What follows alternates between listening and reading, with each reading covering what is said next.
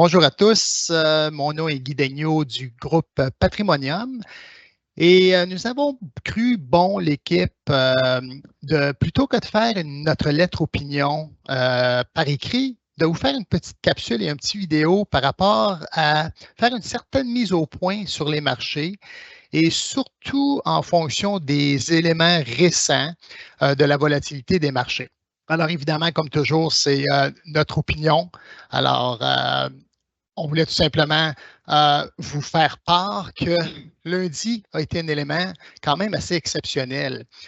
Les médias ont eu beaucoup de plaisir en mentionnant que le marché boursier japonais avait baissé de 12 sans rentrer dans tous les détails, l'élément du yen qui était très, très fort par rapport aux autres devises, entre autres la devise américaine, et le fait que la Banque centrale japonaise a augmenté les taux quand toutes les anticipations de tous les autres marchés boursiers mondiaux étaient de baisser les taux, a eu un effet très, très, très volatile et les médias ont eu beaucoup de plaisir.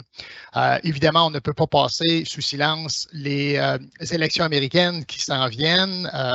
Donc, là, évidemment, on avait les trois candidats. Là, on est rendu à K2, alors passer de Trump à Biden.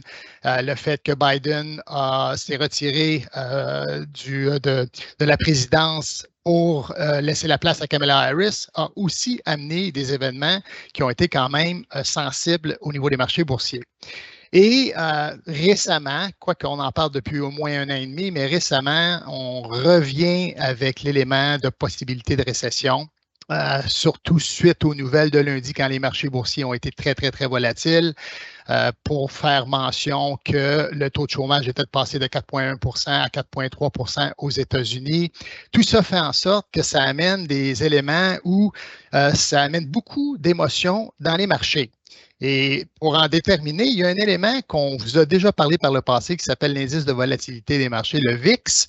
En réalité, il y a un nom qui est assez particulier, qu'on l'indice de la peur. Ce que ça nous indique ici, c'est carrément que la volatilité, donc le marché, suite aux événements qui s'est passé, un marché normal devrait être autour de 20 de 20. Alors, l'indicateur de 20, ce que ça fait, c'est que si à un moment donné, on passe au-dessus de 20, ça veut dire que les marchés sont plus volatiles, les gens vont avoir beaucoup plus d'émotions, mais pour nous, en tant que gestionnaire de portefeuille, plus l'indice augmente, plus ça nous donne des opportunités. Alors, les gens m'entendent souvent parler de dire qu'à chaque fois qu'il y a des mauvaises nouvelles, bien, il y a des opportunités, mais c'est dans ce cas-ci, quand on voit un indice de volatilité comme le VIX pousser très, très fort, que là, on est à notre écran pour s'assurer de voir quelles sont les opportunités.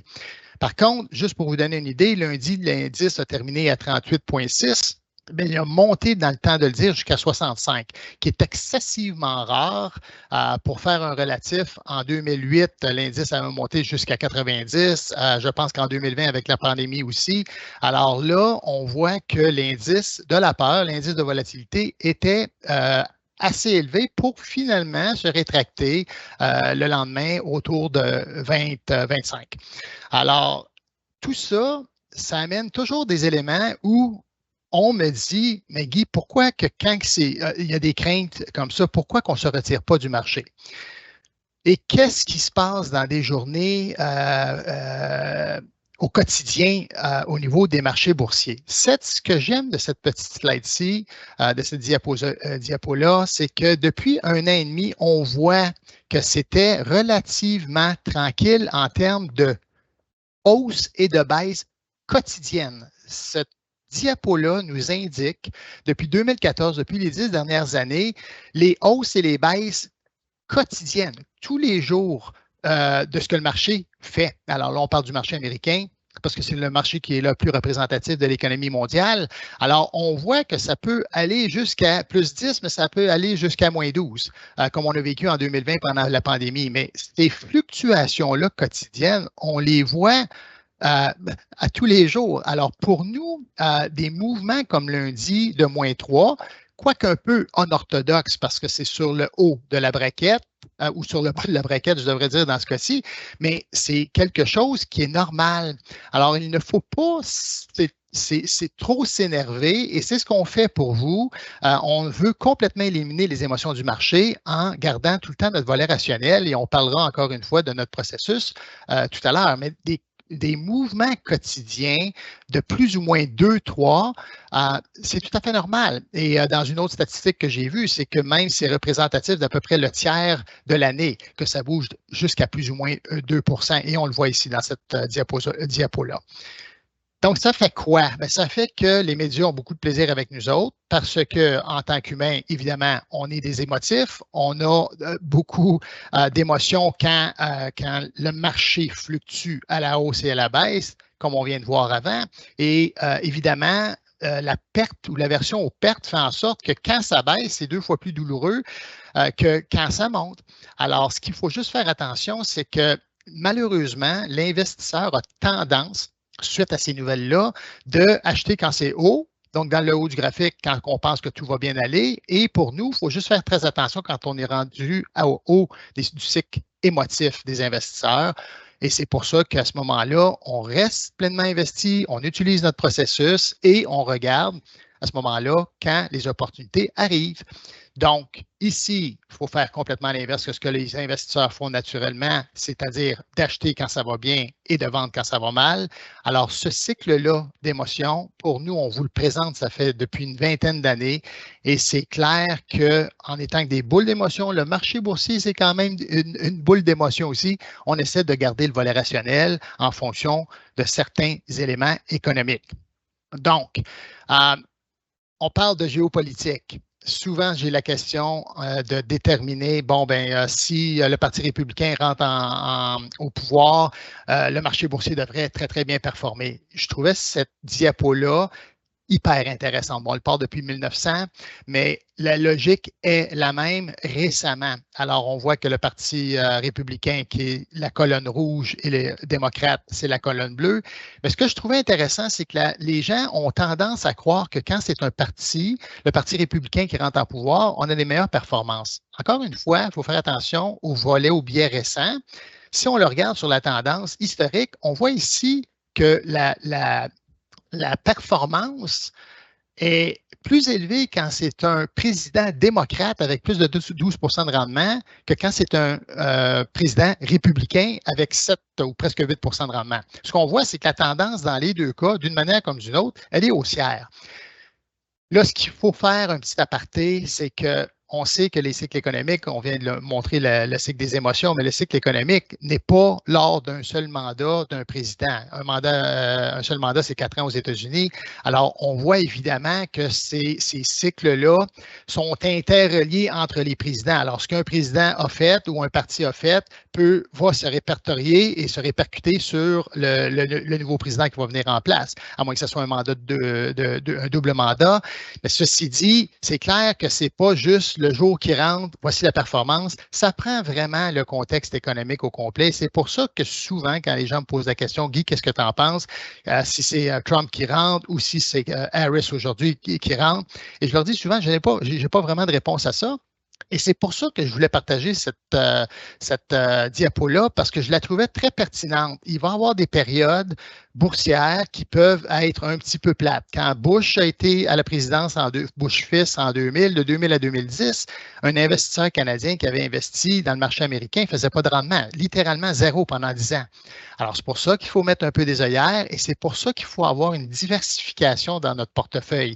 Mais je la trouvais très intéressante parce que c'est une année d'élection, ça va amener de la volatilité, les médias vont avoir beaucoup de plaisir. On sait qu'il y a certains candidats qui disent des choses un petit peu, des fois, pas à l'aveuglette, mais presque. Alors, ça amène beaucoup de nouvelles, ça amène beaucoup d'émotions et c'est quelque chose qu'on veut pour vous carrément éliminer. Donc, faut-il craindre une récession? Parce qu'on en parle un petit peu plus présentement. Pourquoi que tantôt je mentionnais que depuis 18 mois, on en parle? C'est tout simplement parce qu'un des éléments qui est relativement un bon indicateur, c'est que quand on a une courbe inversée des taux d'intérêt, généralement, on a dans le futur une récession. Bon, le taux de chômage était relativement bas, puis à 4,3 %, il est encore relativement bas. Mais je voulais le mettre en perspective encore une fois pour ne pas perdre de vue le long terme et essayer d'éliminer les biais récents, d'avoir tout ce qu'on vient d'entendre qui ferait en sorte que ça nous fait craindre et qu'on voudrait changer notre répartition d'actifs dans notre portefeuille. Alors, comme vous voyez ici, évidemment, les chiffres là, sont depuis 1973, les récessions qu'on a eues. Quand je parlais de récession récente, si on prend celle de 2020 et celle de 2008, bon, on voit évidemment ici que la performance d'un portefeuille équilibré, dans ce cas-ci de 60-40, a fait moins 16 et en 2020 de moins 9 Si on regarde les 12 mois avant, on voit qu'en général, la performance a été relativement bonne et que par la suite, la performance est saine. Et on voit sur la période totale, puis on sait qu'une récession dure en moyenne pas loin d'un an, à peu près 11 mois, sur 3 ans, on voit que sur le total, autre que de 2001, la récession de 2001, ça a été un impact négatif sur notre portefeuille. Mais en général, la moyenne, c'est qu'une récession n'affecte pas nécessairement trop notre performance. On a une performance nette positive avant, on a une performance nette positive après et on fait qu'en restant pleinement investi, malgré le volet de récession, on se ramasse avec un rendement positif. Alors, il ne faut pas nécessairement craindre les récessions. Par contre, dans ces moments-là, c'est là qu'on a des opportunités pour faire des coûts moyens, pour aller chercher un peu plus de rendement. Donc, encore une fois, je me fais souvent poser la question, bon, ça va mal. Guy, tu mentionnes que possiblement il va y avoir une récession. Les nouvelles le mentionnent. On pense que dans le futur, on est très mauvais pour prédire l'avenir, mais on pense que ça devrait être ça va être différent cette fois-ci. Ça va être moins beau que ce que tu m'as montré avec la diapo précédente. Mais ceci, pour nous, est un élément excessivement puissant et vraiment représentatif. Ce que ça nous dit, c'est que pour les 30 dernières années, ça part de 1994 et c'est jusqu'au 30 juin récent, un investissement de 100 000 sans jamais bouger, sans jamais paniquer par rapport aux nouvelles qu'on a, 30 ans plus tard, valait 2,1 millions. Le rendement du S&P 500 à ce moment-là vous a donné 10,8 Juste pour vous donner un aperçu, si on manquait dans 30 ans la meilleure journée, une journée dans 30 ans, alors le portefeuille passe de 2,1 à 1,9, qui est encore excellent, et le rendement est 10,4. Mais c'est tout simplement une journée où on vient de perdre 0,4 de rendement sur 30 ans. Et pourquoi je continue? C'est très important. Si on est à 10 jours, c'est encore très, très bon. Mais si on manque les 10 meilleures journées, vous voyez qu'on on coupe de moitié notre performance, nos dollars. Et si on continue jusqu'à temps qu'on manque les 50 meilleures journées sur 30 ans, c'est seulement qu'une journée et demie en réalité. Si on manque une journée et demie, on tombe avec un portefeuille à 165 000 d'un investissement initial de 100 000, mais je voulais surtout vous montrer l'incident ici de 1,7 %. Alors, on voit que de rester pleinement investi dans le marché boursier fait beaucoup plus de sens. De rééquilibrer le portefeuille fait encore du sens, mais certainement pas de se retirer du marché. Parce que c'est ce que je dis à tout le monde, c'est que c'est facile de se retirer, mais ça va être très difficile de rentrer parce qu'on ne saura pas, parce que les émotions vont jouer contre nous. Alors, c'est pour ça qu'on dit souvent, il faut rester dans le marché pleinement investi, mais s'assurer d'avoir un portefeuille avec lequel notre tolérance au risque est bonne. Alors, sur ce, on prend les éléments rationnels, on écoute ce que les banques centrales font. Parfois, les banques centrales sont très lentes à agir, autant à augmenter les taux ou bien à baisser les taux. Ça pourrait être ma critique sur les banques centrales. Par contre, sur la politique monétaire, quand les banques centrales mentionnent que nous allons avoir des hausses de taux ou des baisses de taux, c'est à partir de là qu'on doit réajuster un petit peu notre portefeuille. Et dans ce cas-ci, ce que je trouvais très intéressant, c'est la plus récente information que nous avons, c'est que dans tous les cas, au Canada, aux États-Unis et en Europe, les banques centrales, les probabilités de baisse de taux en septembre sont de 100 %.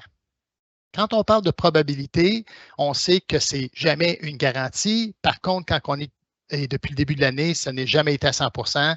Là, suite aux événements de la dernière semaine, les banques centrales, l'inflation est sous contrôle, donc ça fait un petit bout de temps que je mentionne pourquoi ils ne baissent pas les taux? Mais là, présentement, on a une probabilité de baisse de taux au mois de septembre à 100% dans les 3 cas. Et ce que ça nous dit, c'est qu'on prévoit avoir deux baisses de 25 points de base. Donc, ça pourrait être une baisse de 50 points de base ou un demi de 1% en septembre au Canada. On parle de 3 baisses de taux de 25 points de base qui nous ferait une baisse de 75 points de base en fonction du taux directeur qui est de 5,5 aux États-Unis. Alors, ça nous amènerait à 4,75. Donc, l'inflation étant sous contrôle, tranquillement avec un ralentissement un petit peu économique, en baissant les taux, ça devrait créer une certaine stabilité au niveau des marchés boursiers, mais certainement une volatilité veut pas. Et pour les 12 prochains mois, on parle même de 8 baisses de taux aux États-Unis. C'est peut-être un petit peu fort, mais 8 baisses de taux représenteraient en réalité 2 de baisse, donc passer de 5,5 à 3,5. Le taux directeur, qui ferait tout à fait logique en fonction de ce que la Fed a mentionné, de ramener le taux d'inflation entre 2 et 3 d'où nous sommes en bas de 3 Alors, en prenant cet élément-là en considération, pour nous, c'est très important parce que on vous a déjà présenté précédemment ce tableau-ci. Ce tableau-ci fluctue en fonction de ce que les banques centrales vont dire, mais aussi surtout en fonction du marché obligataire, parce que les banques centrales se concentrent sur la courbe de 0 à 2 ans, tandis que le marché obligataire, c'est plus long. Mais ce que ça nous dit, c'est que si jamais, là ici, s'il n'y a pas de baisse de taux, le marché obligataire, on s'attend, dans un univers d'obligations, on s'attend à avoir 4,1 de rendement. Mais si jamais on a 30 points de base, si jamais on a 60 points de base, bien, on voit que le rendement anticipé est important parce que si vous vous souvenez, au fil du temps, on dit toujours quand les taux augmentent, la valeur des obligations baisse, mais quand les taux baissent, la valeur des obligations monte. Et là, présentement, on est dans un environnement de baisse de taux auquel on s'attend. Alors, suite à ces événements-là, c'est ce qu'on essaie de faire, toujours d'éliminer les émotions du marché. Nous sommes toujours disponibles pour vous, n'importe quand vous nous appelez. Et c'est ce que vous faites en général, mais ne vous gênez pas si jamais vous avez des questions. Mais on tenait à vous envoyer cette petite présentation-ci pour tout simplement dire qu'on est conscient des événements récents. Trop court terme pour nous. Bonne nouvelle, mauvaise nouvelle, on ne bouge pas dans les portefeuilles. La volatilité semble être un petit peu plus sous contrôle au moment que je vous parle aujourd'hui. Alors, les marchés là vont fluctuer, ça monte, ça baisse. Mais si on regarde le même processus de tout simplement de répartition d'actifs, ça devrait faire du sens. Donc, dans un portefeuille équilibré, aujourd'hui, ce que nous sommes avec très peu de liquidité, mais on est un petit peu surpondéré en obligations, en revenus fixes, donc 43 versus une cible de 40. On est relativement neutre au niveau du Canada, un petit peu surpondéré aux États-Unis et un petit peu plus surpondéré au niveau des actions étrangères parce qu'on a commencé tranquillement à augmenter un petit peu la portion des marchés émergents qui, depuis 2 ans, est en forte récession selon nous et qui ne donnait aucune performance. Donc, un marché qui est un petit peu plus à escompte, qui nous permet potentiellement d'aller chercher une meilleure diversification, puis une possibilité de rendement additionnel et des produits autres qui sont complémentaires avec toutes les autres catégories d'actifs dans le portefeuille pour protéger parce qu'ils sont moins corrélés, c'est-à-dire qu'ils bougent moins en fonction des autres catégories d'actifs. C'est ce qu'on voulait vous dire. Alors, beaucoup d'émotions sur les marchés. On va s'attendre à ce qu'il y en ait encore des émotions sur le marché, mais depuis que je suis dans le domaine, ou revenu dans le domaine, je devrais dire depuis 23 ans, c'est quelque chose qu'on voit régulièrement en tout temps. Alors, il faut garder le cap. Je pense que d'avoir un bon processus, de garder la répartition d'actifs et de faire des ajustements nécessaires fait en sorte qu'on peut dormir la tête tranquille, même si c'est pour ceux qui regardent leur relevé de portefeuille à tous les jours, ce que je ne recommande pas nécessairement, mais pour ceux qui regardent leur portefeuille à tous les jours, ça va fluctuer, mais on est quand même relativement bien équilibré et bien réparti dans notre portefeuille. En espérant que ça a pu vous répondre à certaines questions et peut-être vous donner un aperçu de ce que nous faisons quand les marchés sont volatiles comme ça et qu'il y a beaucoup d'émotions. On essaie de complètement éliminer ces émotions de marché-là parce qu'on sait que la finance comportementale nous amène à avoir des biais particuliers. Et parlant de biais, je vous invite à écouter notre prochaine capsule qui va avoir lieu à la fin septembre, d'où nous allons parler du fameux biais de récence, donc tous les événements récents. Sur ce, entre-temps, profitez du restant de l'été. s'il vous plaît, si vous avez besoin de nous contacter, n'hésitez pas. On est là pour vous. Et vraiment, un plaisir et au plaisir de se reparler au mois de septembre. Merci et bonne journée.